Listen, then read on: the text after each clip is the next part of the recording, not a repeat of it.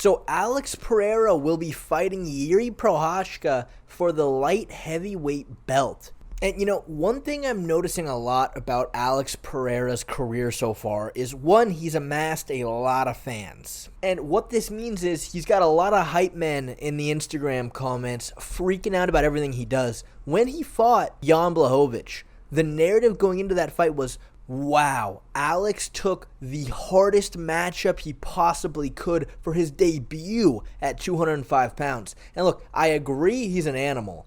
And I agree, Jan Blachowicz is a monster, but that was not the toughest matchup he could have taken. It just wasn't true. And the very first post I came across announcing this fight, I saw a whole lot of people talking about how tough of a matchup this is for Pereira. Look, I talked about this in a prior video, but Ankalaev is without a doubt the toughest matchup for Pereira. Blachowicz and Jiri are probably the two most favorable fights he can have at that weight class. Not that either of them are easy, far from it, but Ankalaev is a nightmare scenario. But luckily for him, he doesn't have to fight him. But look, I understand why some people think Jiri is a really tough matchup for him.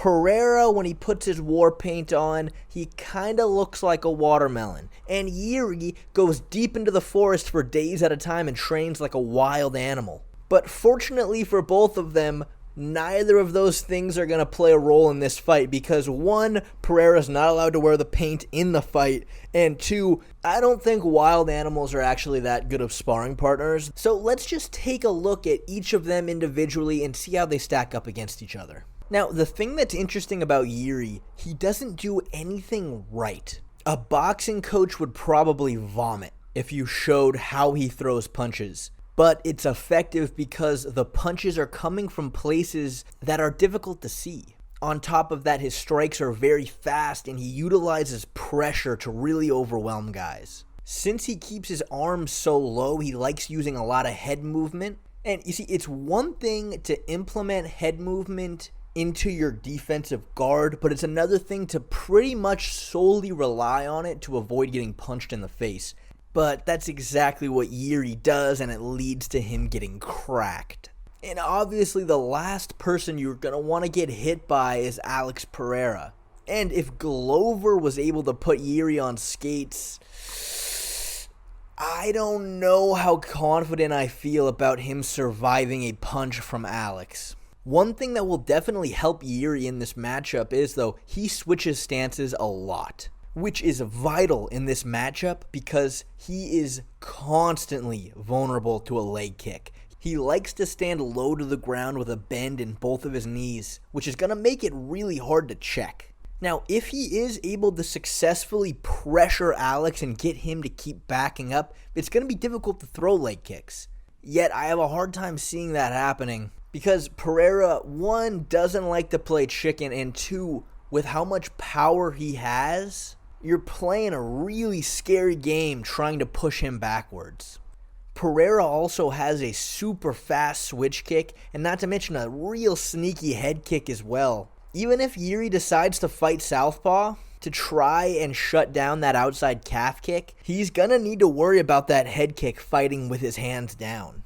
If there's one place Jiri is going to have a for sure advantage, it's going to be on the ground. Submitting Glover Teixeira is no easy feat. But since he's never shot a single takedown in his entire UFC career, I find it hard to believe it's going to end up there. Pereira's takedown defense is a lot better than it has any right to be. And that's because a lot of people will try to deny it, but strength, it matters a lot when it comes to wrestling. It just does. And Pereira is strong. I think Jiri is capable of taking it to the ground if he tries, but it's going to be easier said than done. As far as Jiri's other main attacks, he loves throwing those flying knees and spinning elbows. Since Pereira stands so tall and rarely ducks his head down, I would be shocked if he lands a flying knee. I absolutely floored if that happened. A spinning elbow is probably going to be more realistic, but the reason he was able to land it on Reyes so clean was because he had taken a lot of damage up to that point and was getting really fatigued from Jiri's constant pressure. So, look, without a doubt, it's safe to say that on paper, Pereira has more advantages in this matchup. Though, on paper, Aljamain Sterling should destroy Sean O'Malley, and on paper, Adesanya should pick Strickland apart. So you can't really rely on that. It's important to note that Pereira does get hit.